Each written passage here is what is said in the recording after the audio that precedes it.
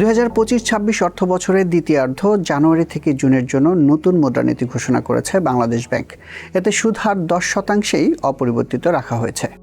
প্রিম্যাচিউরলি আমাকে ওই ইন্টারেস্ট রেটের ব্যাপারে সরে আসাটা ঠিক হবে না। আমাদের অনেক অর্জন হয়েছে, হয়তো ইনফ্লেশনে আমরা এখন ওই টার্গেট করতে পারিনি, কিন্তু একটা টার্গেট দেখে গুলি ছোড়াটা ঠিক হবে না। এখানে অনেকগুলো টার্গেট আছে, আমরা অন্য সবগুলো অ্যাচিভ করেছি, একটা হয়তো পুরোপুরিভাবে পারিনি, আংশিকভাবে পেরেছি। এই অবস্থায় যদি আমরা মনিটারি পলিসি লুজ করি, আমরা অন্য টার্গেটগুলো হারিয়ে ফেলতে পারি। কাজেই আমাদের যে গাইডলাইন আমরা মনিটারি পলিসি কমিটি থেকে আমরা পেয়েছি যে আমরা একটা পর্যবেক্ষণে রাখবো, কিন্তু এই মুহূর্তে পলিসি রেটটাকে আমরা কমাবো না, আমরা এটাকে 10%-এ রাখবো। মুদ্রানীতির বিবৃতিতে বলা হয়, মূল্যস্ফীতির চাপ কিছুটা কমলেও তা এখনও তুলনামূলকভাবে উচ্চ। এই অবস্থায় নীতি সুদ হার আগেভাগে কমিয়ে আনা ঠিক হবে না। আমাদের মানি মার্কেটের যে লিকুইডিটি কন্ডিশন আসলে যদিও আমরা ইন্টারেস্ট রেটের মাধ্যমে টাইট মনিটারি পলিসি স্ট্যান্স গত কয়েকটা ধরেই বজায় রেখেছি, কিন্তু লিকুইডিটি কন্ডিশনে তাকালে দেখা যাবে যে আসলে সেই টাইট মনিটারি পলিসি স্ট্যান্সটা সেই অর্থটা লিকুইডিটিকে ড্রাই আপ করে নেয়, বা লিকুইডিটি কন্ডিশনটা অনেক হেলদি ছিল। ঋণের প্রবৃদ্ধি ঠিক থাকলেও সরকারি ঋণের কারণে বেসরকারি খাতে ঋণ কাঙ্ক্ষিত জায়গায় পৌঁছতে পারেনি বলে জানায় কেন্দ্রীয় ব্যাংক। বাংলাদেশ ব্যাংকের অবজেক্টিভ কয়েক রকমের।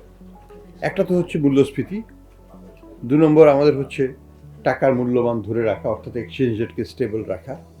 3 নম্বর হচ্ছে দেশের অর্থনৈতিক ভিত্তির একটা ইন্ডিকেটর হচ্ছে রিজার্ভকে বাড়ানো এবং শক্তিশালী একটা অবস্থানে নিয়ে যাওয়া।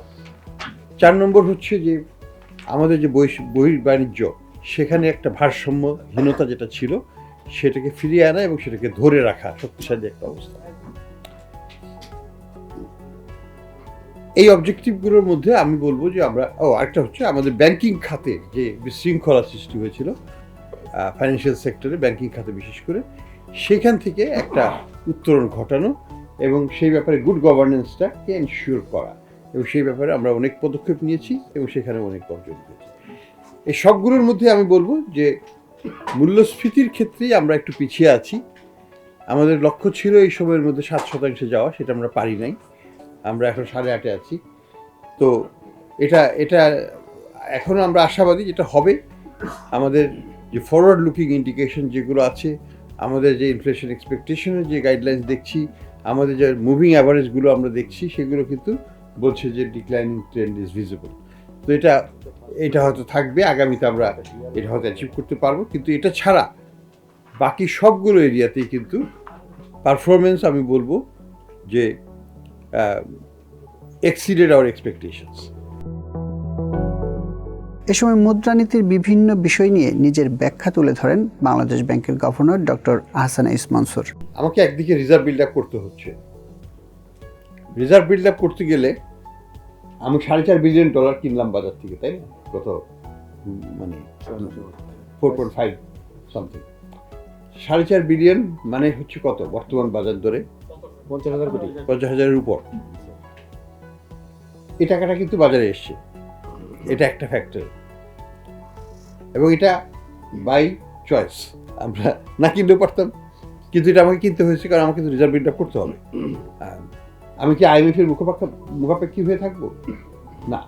আমাদের রিজার্ভ বিল্ড আপ কি আইএমএফের উপর ডিপেন্ডেন্ট? না। আমরা কিন্তু আইএমএফকে ছাড়াই করতে পারছি এবং ব্যাপকভাবে করতে পারছি। আইএমএফের টাকা আসলেও যেটুকু হতো আইএমএফের প্রোগ্রাম অনুযায়ী, তার চেয়ে আমরা বেশি করেছি। কারণ $4.5 বিলিয়ন আইএমএফের টোটাল যে 4.5 বছরের যে ডিসবার্সমেন্ট ছিল 4.7, আমরা এই মাসেই ওটা এক্সিড করে যাব। তাহলে কি বলছে, গত 7 মাসেই কিন্তু আমরা 4.7 এক্সিড করে যাচ্ছি, যেটা আইএমএফ আমাদেরকে 4.5 বছরের দিত, এখনো দেয়নি। তো এই জিনিসটা বুঝতে হবে যে এটা আমরা চাইলে পরে আমাদের নিজের হাতে নিজের ক্ষমতা রাখতে পারি। We have the power two empower ourselves. আমাদের কি ক্ষমতায়ন আমরাই করব, অন্যের মুখাপেক্ষী হয়ে ক্ষমতায়নের আমাদের প্রয়োজন নেই। এটা একটা জিনিস, self reliance. It has a কস্টটা হচ্ছে যে আমার বাজারে কিছু টাকা চলে আসছে, কিন্তু কস্ট হিসেবে আমি দেখছি না এই জন্য যে এখানে ব্যক্তি খাতে এখন পর্যন্ত যে এমটির গ্রোথটা দেখছি, সেটা কিন্তু আমাদের যে নমিনাল জিডিপি গ্রোথ এবং ইনফ্লেশনের যে টার্গেট, এই দুটোর চাইতেও কম। আমার ইনফ্লেশনের টার্গেট হচ্ছে 7%, নমিনাল গ্রোথ হচ্ছে 5%। তাহলে তো 12.5 এমনি হয়ে যায়, 12.5 12.5 যদি আমি কম্পাউন্ডিং করি। সেই হিসেবে আমার ব্রড মানির গ্রোথ কত হচ্ছে? 11.5। তাহলে it is tighter, it is tight stands continue, but not as tight as it used to be. So it কিছুটা হলেও যেটা বাস্তবতা হচ্ছে যে আমরা কিছুটা ইজ আপ করছি উইদিন এ টাইটার ফ্রেমওয়ার্ক, মানে অতখানি টাইট নয় যতখানি আগে টাইট ছিল। এটা এইভাবে আমি এটাকে ইন্টারপ্রেট করি। It is tight but not as tight as it used to be. ব্যাংকের স্বায়ত্তশাসন ও কেন্দ্রীয় ব্যাংক পরিচালনায় তার 1.5 বছরের অভিজ্ঞতা সম্পর্কে জানতে চাইলে গভর্নর বলেন, বর্তমান সরকারের সময় স্বাধীনভাবে কেন্দ্রীয় ব্যাংক পরিচালনা করতে পেরেছেন। অপারেশনাল ফ্রিডম আমার ছিল, এখানে কোনো হস্তক্ষেপ হয় নাই, কোনো ধরনের চাপ আমি অনুভব করি নাই কোনো মহল থেকে। এটা নির্দ্বিধায় বলতে পারি। এবং যেহেতু সরকার সংস্কারপন্থী সরকার, আমাদের আশাবাদ ছিল যে এটা দ্রুততার সাথেই হবে, কিন্তু সেটা হয়নি। সেটা দুর্ভাগ্যজনক। কেন হয় নাই সেটা আমি বলতে পারবো না, যারা এটা করে নাই তাদেরকে জিজ্ঞেস করবেন। এবং আমরা যেটা করব, এটা পরবর্তী সরকারের কাছে আমরা এটা প্লেস করতে যাব। আমরা মনে করি যে এটা যৌক্তিক, এবং শুধু যৌক্তিক নয়, জাতীয় স্বার্থে এটা করা উচিত, যে সব সরকারেরই করা উচিত। এবং এটা করা উচিত কেন হচ্ছে যে এটা না করলে পরে যে জিনিসগুলো আমরা দেখেছি, যে ধরনের লুটতরাজ ব্যাংকিং খাতে হয়েছে, যে ধরনের ব্যাংকিং খাতকে যেভাবে অপব্যবহার করা হয়েছে, সেই প্রবণতাটা আবার ফিরে আসতে পারে। এবং এটাকে আমাদেরকে পার্মানেন্টলি একটা ঢাল হিসাবে ব্যবহার করে প্রতিহত করতে হবে। সেই জন্য এই বাংলাদেশ ব্যাংকে এই অটোনমিটা খুবই প্রয়োজন, এবং পৃথিবীর সব সেন্ট্রাল ব্যাংকই একইভাবেই প্রোটেক্টেড হয়। নতুন পে স্কেল বাস্তবায়ন করলে মূল্যস্ফীতির উপর আরও চাপ বাড়বে কিনা, এমন প্রশ্নের জবাব দেন গভর্নর। পে কমিশনের ব্যাপারে আমি বলবো যে এটা তো সরকারের সিদ্ধান্ত, পরবর্তী সরকারকে নিতে হবে। একটা জিনিস আমি বলি, monetary policy, fiscal policy has a significant impact on monetary policy. সাধারণত যেটা হয়, সরকার রাজনৈতিকভাবে ওই সিদ্ধান্তটা নেবে, এটার যে কনসিকুয়েন্সটা, সেটা আমরা সরকারকে বোঝানোর চেষ্টা করব। কনসিকুয়েন্সটা কি? কনসিকুয়েন্স হচ্ছে সরকারের ধারের পরিমাণটা আরও বেড়ে যাবে।